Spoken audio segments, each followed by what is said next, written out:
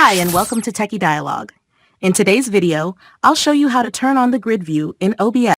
This feature is great for organizing your scenes and making everything easier to manage. If you find this tutorial helpful, don't forget to subscribe for more tech tips and tricks. Step 1. Start by opening OBS. At the top of the screen, click on View. In the drop-down menu, you'll see an option called Scene List View. Click on it, and you'll notice two choices appear: List or Grid.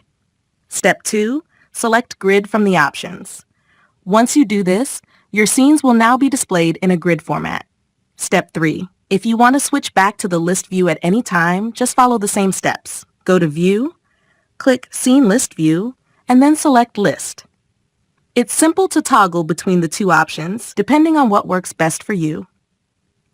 And that's it. Thank you so much for watching, and I'll see you in the next video.